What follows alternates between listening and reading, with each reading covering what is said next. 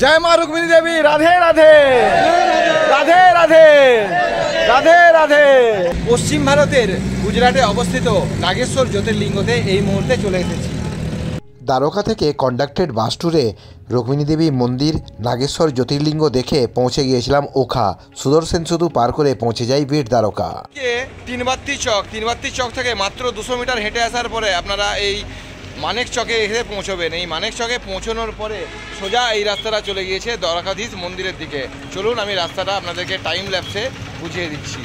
Dwarka conducted বাস ট্যুরের booking কোথায় করবেন, ভাড়া কত, সময়সূচি কী আছে, নিয়মাবলী কী আছে, সব জানাবো। চার ধাম, পূর্বে পুরী, উত্তরে বদ্রীনাথ, দক্ষিণে রামেশ্বরম, পশ্চিমে দ্বারকা।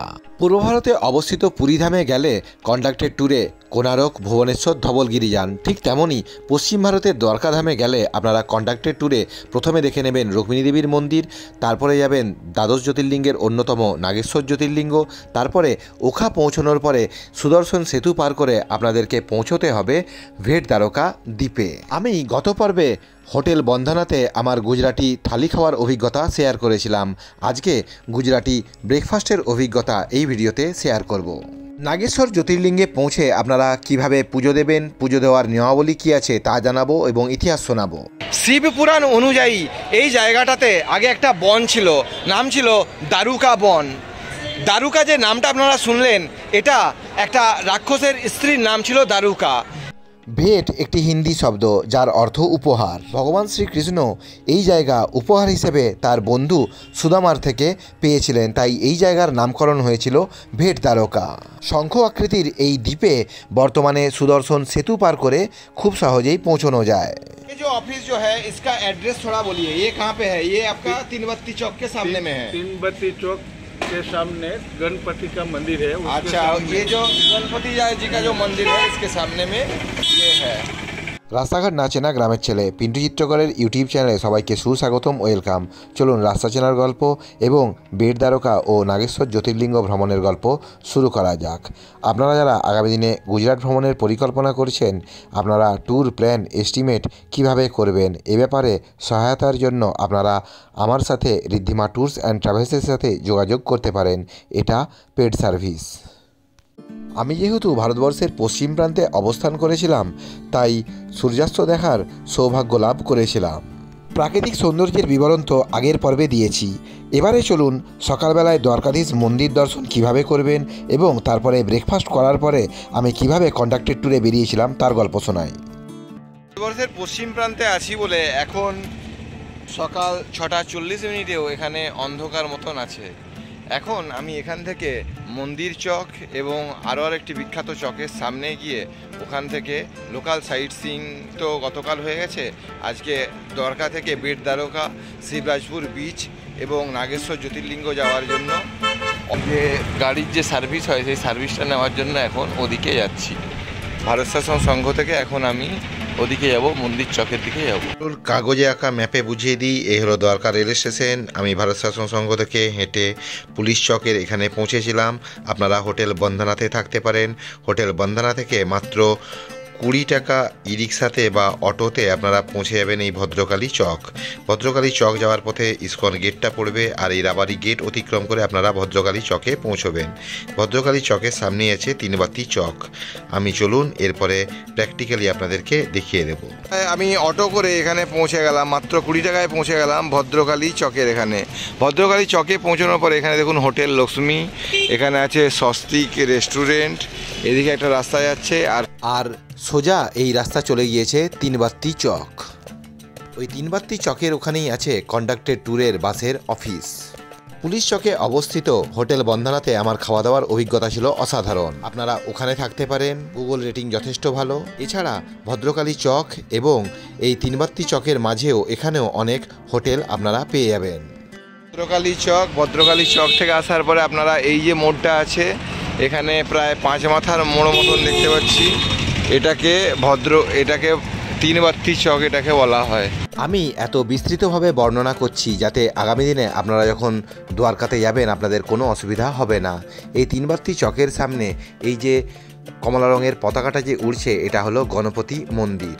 এই গণপতি মন্দিরকে ডান হাতে রেখে সামনে কিছুটা এগিয়ে গেলেই আছে মন্দির চক, ওদিকে এগুলোই আছে মন্দির চক। মন্দির চক পৌঁছে ডান দিকে গেলে দ্বারকাধীশ মন্দির। মন্দির গণপতি মন্দিরের সামনেই এখানে এই হলো কিরণ ভাই গোকানি এই অফিস। এখানে আপনারা দেখুন নম্বরটাও দেওয়া আছে, মোবাইল নম্বর এবং অফিসের নম্বরও দেওয়া আছে। কন্ডাক্টেড ট্যুরের যাবতীয় ইনফরমেশন নিয়ে ওনার ইন্টারভিউটা একটু পরে দেখাচ্ছি। তিনবাত্তি চক থেকে আপনারা গণপতি মন্দিরকে ডান হাতে রেখে আস্তে আস্তে এগোতে থাকলে পৌঁছে যাবেন বিখ্যাত মন্দির চকে। মন্দির চকে যখন পৌঁছবেন সেখানে একজন বিখ্যাত মানুষের স্ট্যাচু দেখতে পাবেন। চলুন আমি নিয়ে যাই। এই মুহূর্তে মন্দির চকে এসে পৌঁছলাম। এখানে স্ট্যাচুটি অবস্থিত। সোজা এই রাস্তা গেছে দ্বারকাধীশ মন্দির। তিনবাত্তি চক থেকে মাত্র 200 মিটারের মধ্যেই অবস্থিত এই ক্রসিংটা, এই মোড়টা। এখানে পৌঁছানোর পরে সোজা ওদিকে চলে গেলে আপনারা মন্দিরে পৌঁছবেন, দ্বারকাধীশ মন্দিরে পৌঁছবেন। এখানে এই যে দোকানটা দেখছেন, এই দোকানটা হলো lucky medical store, hotel Shreeji দর্শন। এই হলো মোড়টা।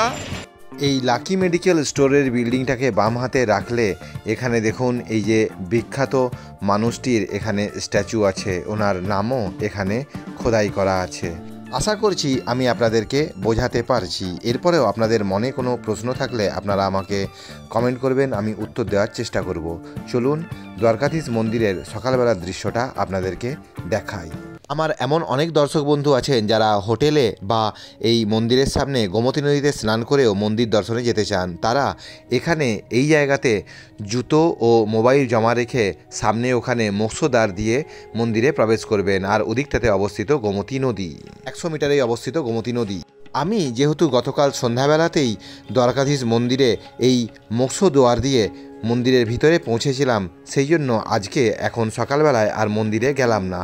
আপনাদেরকে দেখানোর জন্য, পথটা বোঝানোর জন্য সকালবেলায় এখানে চলে এসেছিলাম। জয় শ্রী দ্বারকাধীশ, জয় শ্রী দ্বারকাধীশ, জয় শ্রী দ্বারকাধীশ। সকাল 6টা থেকেই মন্দির খুলে যায়। আপনারা চাইলে অনেক ভোরবেলায় বেরিয়ে এসে সকাল 6টা থেকে 6:30 7টার মধ্যে মন্দির দর্শন করে কন্ডাক্টেড ট্যুরে যেতে পারেন। চলুন এরপরে যিনি অপারেটর আছেন ওনার ইন্টারভিউটা নিয়ে নেওয়া যাক। কন্ডাক্টেড ট্যুরের এই হলো বাস, এই বাহনেই আমি যাত্রা করব। এই হলো অফিস। सर जी, ये जो नागेश्वर और बेट द्वारका का जो कॉन्डक्टेड टूर होता है, टूर के बारे में कुछ बोलिए। वो सुबह मॉर्निंग में निकलता है 7:45। अच्छा, वो चार पॉइंट का दर्शन होता है। हाँ, नागेश्वर, गोपी तालाब, बेट द्वारका, रुक्मणी मंदिर, 4 पॉइंट का दर्शन करके 1:30 वापस आता है, चारों जगह घुमा के। अच्छा, आने जाने का 150 टिकट रहता है। अच्छा, साथ में गाइड होता है। अच्छा, वो हर एक मंदिर का आपको महिमा समझाएगा, जैसे रुक्मणी मंदिर का, जैसे नागेश्वर का, गोपी तालाब का, कि यहाँ पॉइंट से कैसे हुआ, वो सब गाइड समझाता है। अच्छा, वो गाइड फ्री ऑफ में रहता है। अच्छा। आपकी इच्छा है तो उसको 5-10 रुपया देने का है, वो फ्री ऑफ रहता है। बुकिंग करना चाहे या कुछ पूछना अगर चाहे तो आपका कांटेक्ट नंबर थोड़ा सा बोलिए। 8000-509946। नंबर और एक बार रिपीट कीजिए।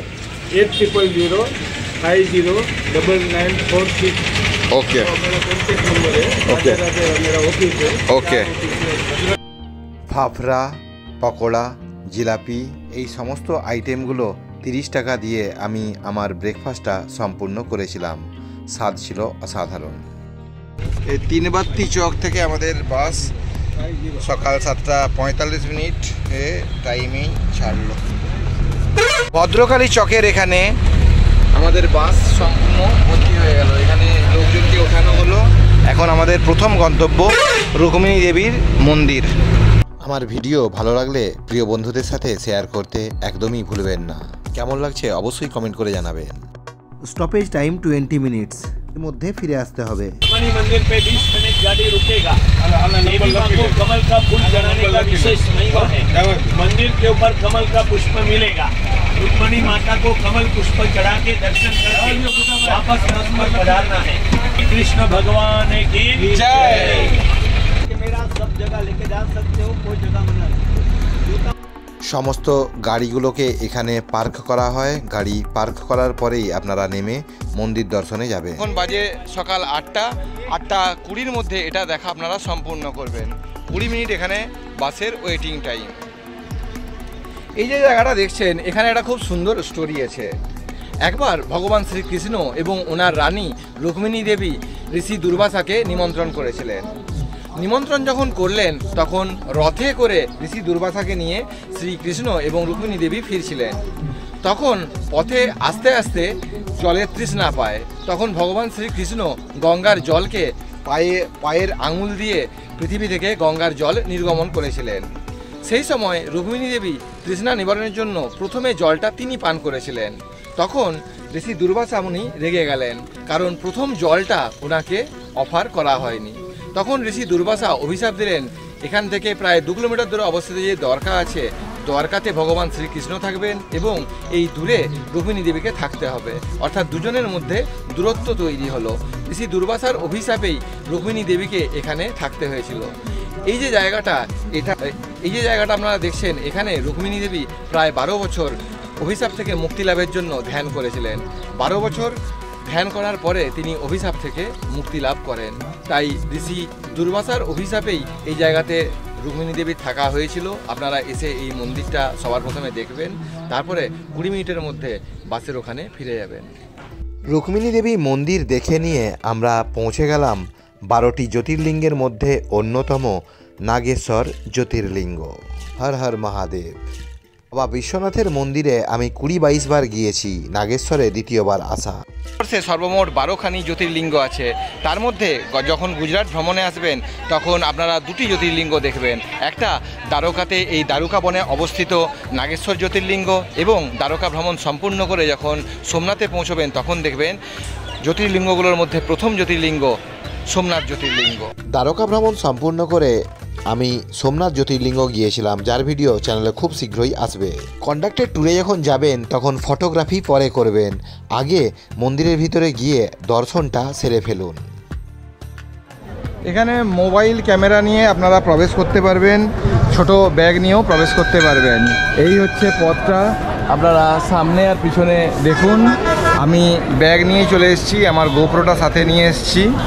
আর আপনারা অবশ্যই জুতো খুলে আসবেন। আমি বাসে আমার শুটা খুলে এসেছি। এই হচ্ছে পথটা।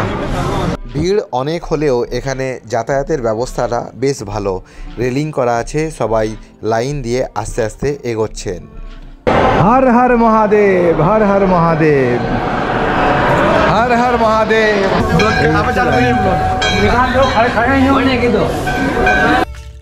লাইন একটা আসছিল, কিন্তু পরে দেখলাম 2-3খানি লাইন হয়ে গেছে, যার জন্য ভিড় একটু আমার বেশি মনে হলো, যদিও দর্শনে অসুবিধা হয়নি।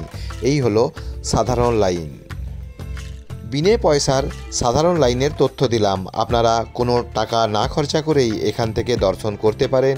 এছাড়া 200 রুপিসের স্পেশাল টিকিট কেটে আপনারা ভিতরে গর্ভগৃহেও প্রবেশ করতে পারেন। 200 রুপিস টিকিটের কাউন্টার এই মন্দিরের ভিতরেই অবস্থিত। মন্দিরের ইতিহাস একটু বলা যাক। শিব পুরাণ অনুযায়ী এই জায়গাটাতে আগে একটা বন ছিল, নাম ছিল দ্বারকা বন। দ্বারকা যে নামটা আপনারা শুনলেন, এটা একটা রাক্ষসের স্ত্রীর নাম ছিল দ্বারকা। সেই নাম অনুযায়ী এই জায়গাটার নাম হয়, ওই রাক্ষসের স্ত্রীর নাম অনুযায়ী এই জায়গার নাম হয় দ্বারকা বন। একটা বদমাস রাক্ষস ছিলেন। সেই রাক্ষস এখানকার যারা স্থানীয় মানুষরা ছিলেন তাদেরকে ভীষণ বিরক্ত করতেন, এবং সুপ্রিয় নামে একজন ছিলেন, তাকে তিনি বন্দি করেছিলেন। সুপ্রিয় নামক সেই ভক্ত ভগবান শিবের আরাধনা করেন। তিনি ওই রাক্ষসের থেকে মুক্তি লাভের জন্য প্রার্থনা করেন। তখন দ্বারকা বনে ভগবান শিব মহাদেব প্রকট হন। উনি এখানে প্রকট হয়ে ওকে রক্ষা করেন।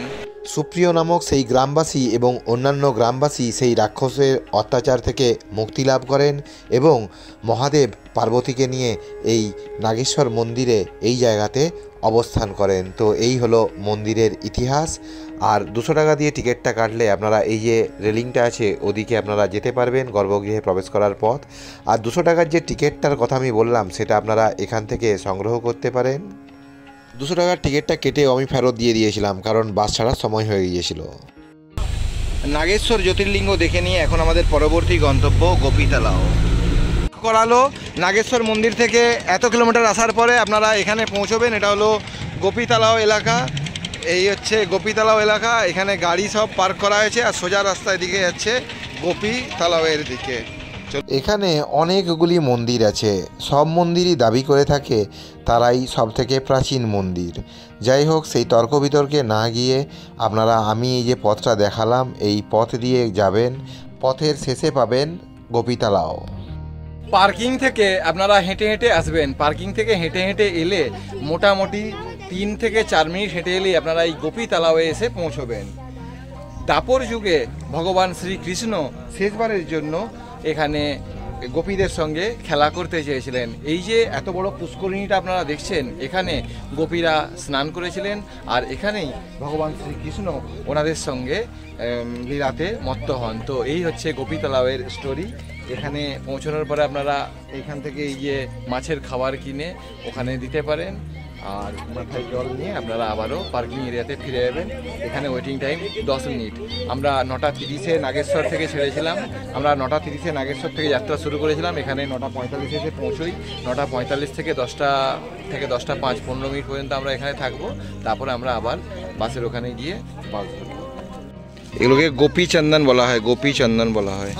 এগুলো कितना दाम इसका? 20 रुपया। और बड़ा का 20 रुपया जो भी लेना है 20 रुपया। सबগুলো 20 টাকা 20 টাকা। श्री कृष्ण, जय श्री कृष्ण, जय श्री कृष्ण, जय रुक्मिणी माता के जय, जय रुक्मिणी माता के, गोपीनाथ के जय, गोपीनाथ की जय, जय अर्जुन कुंड के जय। आप कहाँ से हो?